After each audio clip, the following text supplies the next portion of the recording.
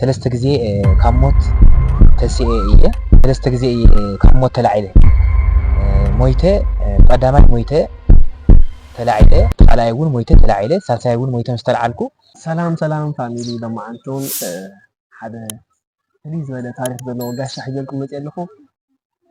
እስኪ ምስቲ ጋሻና ዘለወና ፃንሒት እስክሳብ መወዳእታ ሓቢርኩና ፀንሑ ኢኹም ብዙሕ ነገር ከም ትረኽቡ ሰብ ሙሉእ ተስፋ ኢና እሞ ናብ ጋሻና ንሓልፍ።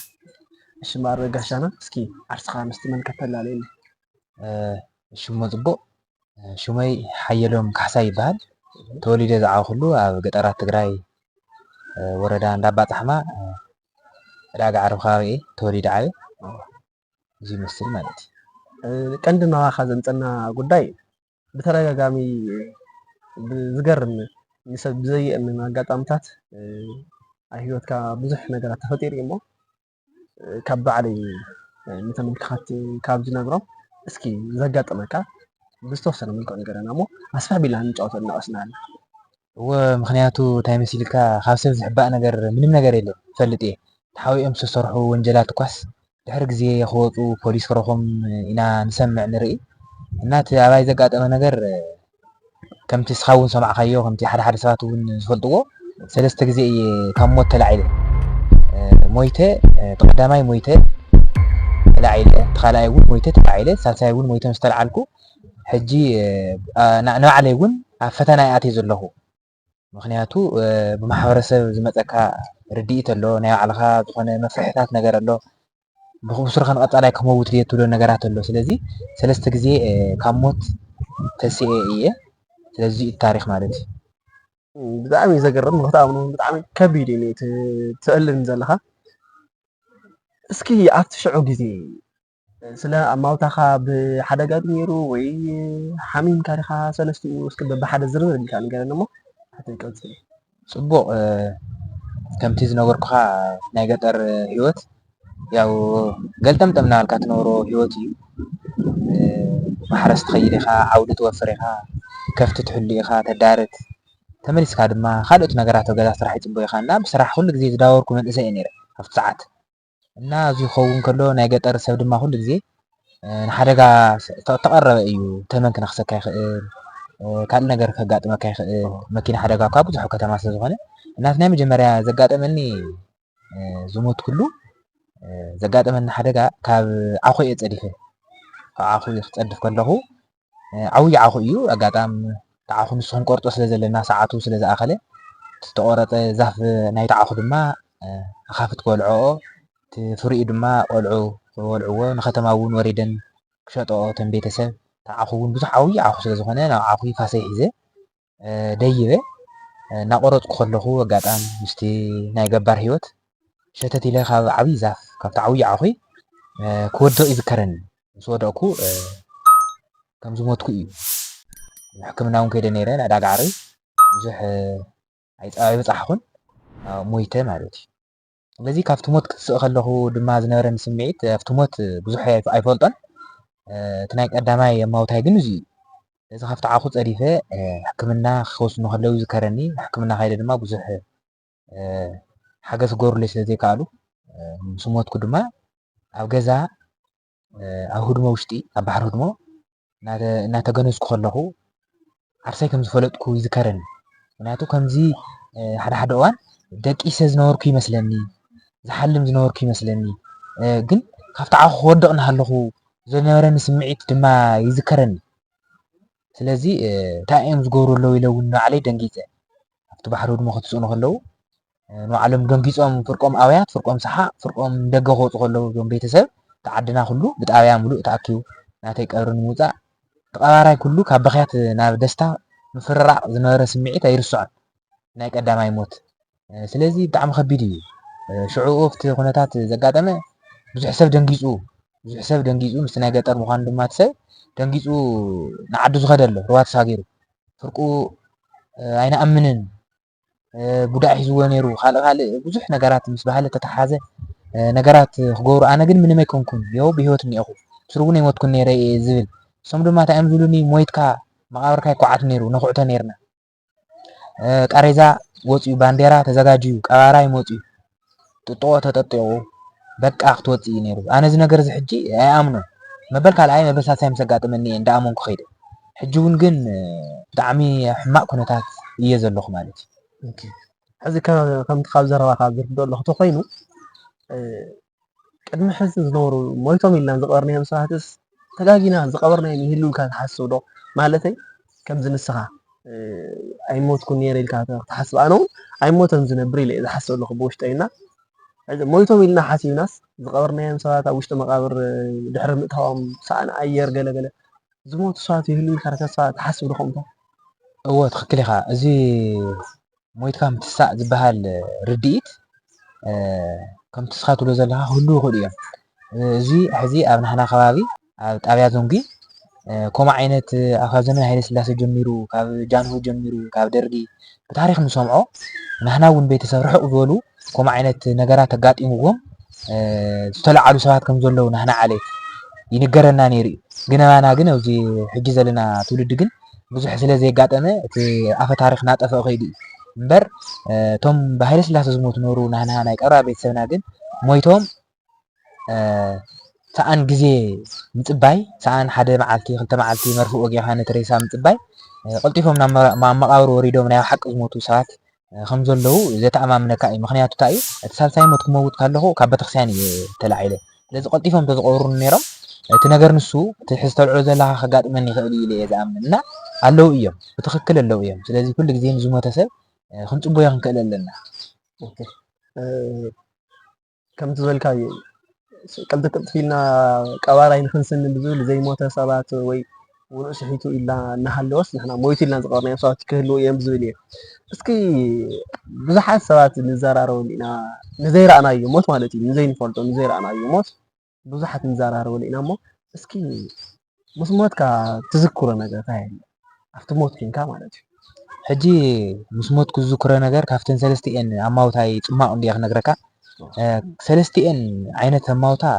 ይፍለያ እየን እታ ቀዳመይቲ ኣማውታ ካብ ዓኹ ወዲቐ ኢለ ዘጫወትኩኻ ብዙሕ ተመክሮታታ የብለይን ኣብታ ካልአይቲ ሞት እና ኣብታ ሳልሰይቲ ሞት ዘጋጠማኒ ነገራት ግን ምስ ሞትኩ ቀጥታ በቃ ከምዚ ኣብ ህዋ ዘለኹ ይመስለኒ ስምዒታቱ እየ ነግረካ ረጊፅካዮ በቃ ዘይትንቀሳቀሰሉ ፃዕዳ ብፃዕዳ ዝመስል ሕብራዊ ዝኾነ ውቅቡ ከምዚ ኣርቲፊሻል ዝኾኑ ሳዕርታት ይመስሉ ይረኣዩኒ ካብኡ ድማ ብርሑቕ ድማ ደበናታት ቀስተ ደበናታት ዘለውዎ ቦታ ፃዕዳ ብፃዕዳ ተኸደኑ ሰባት ዝዝምሩ መዝሙር ነገር ይመስል ዓው ኢሎም ይጫድሩ ካብኡ ድምፂ ከምዚ ናይ ነጎዳ ድምፅታት ዘለውዎ ብርሃን ናይ መስመስታት ዘለዎ ብድሕሪተይ ይስምዐኒ ይመስለኒ ካብኡ ቀጢን መንገዲ ይመስል ክምለስ ከለኹ ድማ ይሃስስ በቃ ናብ ሕብሪ ተቐየርኩ ይመስለኒ ከምኡ ይመስልና በቃ ሕልሚ ዝመስለካ ስለዚ ስምዒት እዚ ነይሩ ዘዛረቦም ሰባት ኣይነበሩ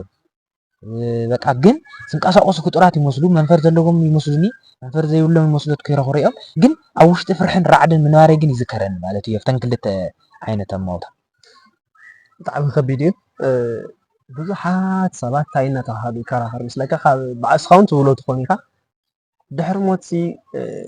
ካልእ ሂወት ኣሎ ሞት ንባዕሉስ ካልእ ዓርሱ ዝኻልእ ሂወት እዩ ኣብዚ ዝነበረና ፃንሒ ተወዲእና ጌሽና ንኸደሉ ምዕራፍ እዩ ዝበሃል እሞ ሞት ንባዕሉስ ካልእ ሂወት ኢልካ ተሓስብ ዶ ከመይ ነይሩ ካብቲ ንስኻ ዝረኣኻዮ ሕጂ እዚ ንርድኢት ንሰባት እንዲ ዝምልከት ሰባት ዝተረድእዎ እዮም ዝዛረቡ ከምዚ ከማይ ሞይትና ዝተነሳእና ሰባት ግን ቁሩብ ምስክርነት ካብቶም ዝተረድእዎ ዝሕሸ ህልወና ይኽእል ኢለ እየ ዝኣምን ተቐዳመይቲ እኳ ብዙሕ ትርድአንን እተን ካልአይትን ሳልሰይትን ዝነበራ ናይ ሞት ኩነታት ግን ከምዚ ኣብ ዕረፍቲ ዝነበርኩ መሲሉ ይስምዐኒ ሕጂ ምንትፋስ እውን ንባዕሉ ጠኻሚ ከምቲ ትሪኦ ምንቅስቃስ ምድካሚ ምብላዕ ምስታይ ኩሉ ይስልችወካ እዩ ኣብ ሂወት ስለዚ ኣብቲ ኣነ 3 ሰዓታት ኣብ ሞት ዝፀናሕኩሉ እዋን ግን ኩሉ ግዜ ኣብ ዕረፍቲ እየ ነይረ ግን ምስቲ ዕረፍቲ ግን ፍርሒ ነይርኒ ፍርሒ ምክንያቱ ተብ ውሽጠይ ሒዘዮ ዝኸድኩ ርድኢት እውን ክኾን ይኽእል ናብ ገሃነም ዲኻ ኣቱ ናብ ሲኦል ዲኻ ኣቱ ዝብል ርድኢታት እውን ክኾን ይኽእል ይመስለኒ ይፈርሕ ነይረ ብጣዕሚ ይፈርሕ ነይረ እንድያም ምስ ሞትኩ ካብቲ ዝተሳእኹ ካብቲ ካብ ሞት ምስ ተመለስኩ ንባዕሉ ማይ ሂቦምኒ ኣረጋጊኦምስ ይርህፅ ነይረ ከምዚ ሓመምኩ ምስሊ ይስምዖም ነይሩ ሳቶም ግን ኣብ ዝኾነ ከባቢ ከምዚ ይርኢ ነይረ ከምዚ ቦታታት ንሎ ከምቲ አንተ ዝነገርካ ክነግሮም ከለኹ ሰባት አዎ ኣይኣመኑን ፍርቆም ድማ በቃ ንስኻ ናብ ገነት ትኸድ ነርካ ናብ ሲኦል ትኸድ ነርካ ኢሎም ይነግሩኒ ግን ኣነ ሲኦል ኢለ ዝረኣኽዎ ጭብጢ ዝኾነ ሓበሬታ የለን ወይ ከዓ ገነት ኢለ ዝረኣኽዎ ነገር የለን ግን እንታይ እየ ርኤ ዝኾነ ዘፍርሕ ራዕዲ ዘለዎ ቦታ መስመስታ ዘለዎ ቦታ እየ ዝርኢ ነይረ እና ሕብራዊ ዝኾነ ሰባት ሕብራውያን ዝኾኑ ዝነፍሩ ዝመስሉ እንስሳታት ፅቡቃት ጎደናታት ኣትክልትታት ግን ጠጠው ኢለ ይርኢ ነይረ ክረግፆም ከለኹ ድማ ህዋ ይመስሉ ደመና ዝመስል ዓይነታት ሕብሪ ዘለዎም ሰማያት ይርኢ ምንባረይ ግን እዚ ቃል በቃል ምስክርነተይ ዝነግረካ እስኪ ሕዝታይ ዲስ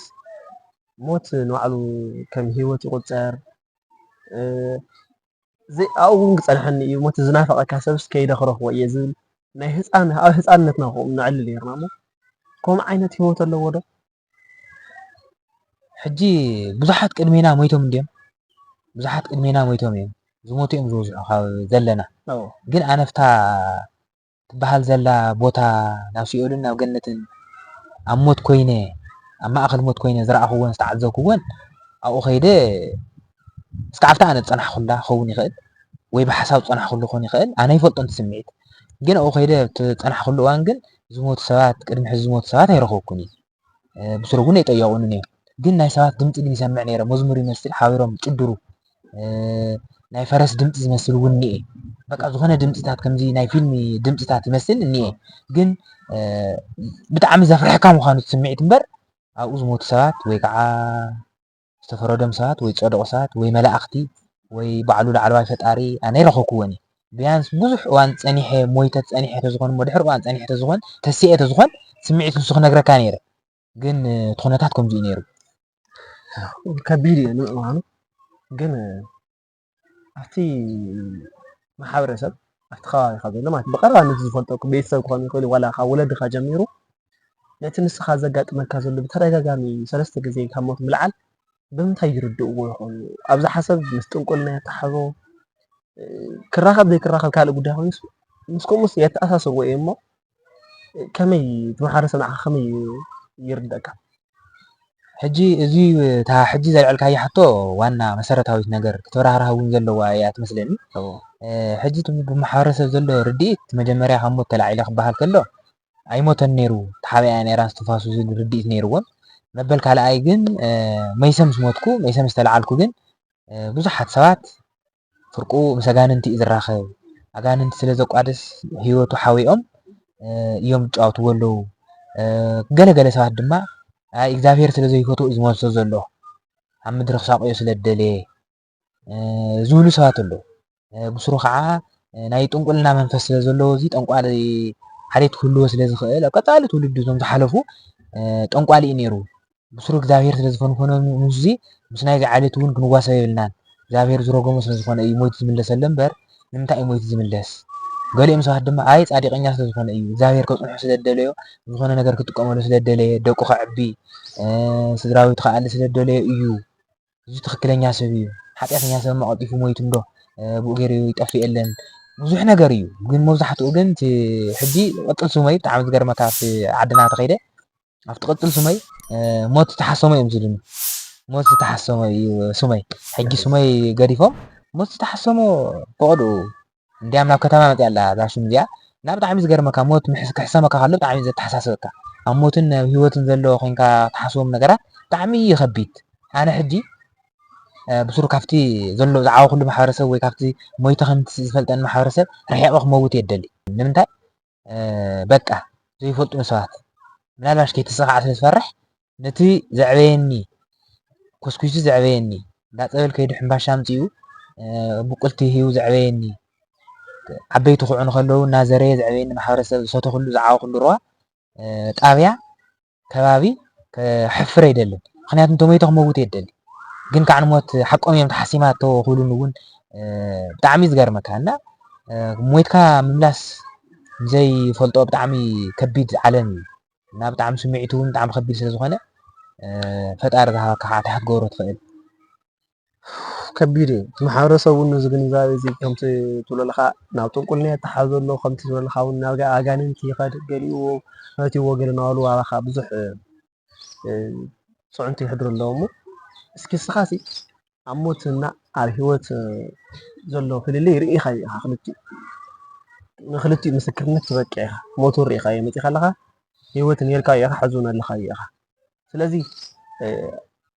ብዙሓት ሰባት ነዛ ሓፃር ሂወት እዚኣ ኢልና ንገብሮም ጌጋታት ምንም ከይረኣናዮ ከይበልናዮ ከይበላዕና ንከይሰታትናሉ እቲ ዝፀዓርናዮ ነገራት ኩሉ ገዲፍናዮ ንኸድ ኢና እሞ እስኻ ካብቲ ዝረኣኻዮ ካብቲ ተረዳእኻዮ ኣብ ተግባራት ደቂ ሰባት ትመክረና ነገር እንታይ ኣሎ ብስጋዊ ኮይነ እዩ ሂወት ክፈርዳ ዝኽእል ምክንያቱ እቲ ላዕላይ ሰማይ ወይ እቲ ኣነ ከይደዮ የነበርኩ ከባቢ ብምሉእነት ኣይረኣኽዎን ካብ ክልቲኦም ሓደ እዮም ክመርፅ እንተኮይነ ግን ካብቲ ኣነ ፀናሕኩሉ ሞይተ ፀናሕኩሉና ብሂወት ዘሎ ኩሉ እስካብ ሕጂ ግን ክመርፅ እንተኮይነ ግን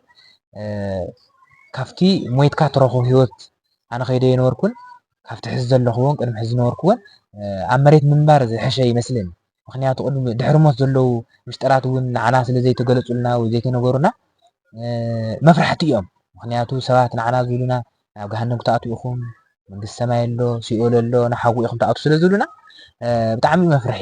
ስለዚ ኣብዚ ዓለም እዚ ግን ያው ሞት ኣሎ መስጊኢ ድኽነት ኣሎ ካልእ ሓደጋታት ኣሎ እዩ እዚኦም ተቋቒምካ ብስነ ስርዓት ከይድካ ደቅኻ ተዕቢ እዚ ሂወት እዚ ሕልሚ ኣይኮነን ምስ ሞትኩ ኣነ ዝሓልም ዘለኹ እዩ ዝመስለኒ ነይሩ ምክንያቱ ስጋይ ኩሉ ከም ዝነበረ ስእሊ እዩ ዝመስለኒ በቃ ስእሊ ሕዚ ናብ ስእሊ ከይድካ ሂወት ምስ ምቃር ድማ መፍርሒ እዩ ስለዚ ኣነ ዝጭብጦን ዝሪኦን ዘለኹ ዘንታፍሶን ዘለኹ ሂወት እየ ዝመርፅ ግን ተተኻኢሉ ግን ያው ናይ ተፈጥሮ ጉዳይ ስለ ዝኾነ ሓደ መዓልቲ ግን ናይ ሓቂ ከም ዝመውት ፈልጥ እየ ግን ዝገርመካ ካብቲ ድሕሪ ሞት ዘሎ ሂወት ኣብዚ ዓለም እዚ ዘሎ ሂወት ዝሕይሽ ይመስለኒ ነዚ ዝመስል ታሪክካ ንክተካፍለና ግዜኻ ሰዊእኻ ምሳና ንዝነበረካ ፃንሒት ካብ ልቢ እየ ዘመስግነካ ክቡራት ተኸታተልቲ ሎማዓንቲ ዝነበረና ፃንሒት ነዚ ይመስል ነይሩ ዛንታና ከም ዝሰማዕኹሞ እዩ ካልእ ግዜ ብካልእ ፕሮግራም ክሳብ ንራኸብ ሰናይ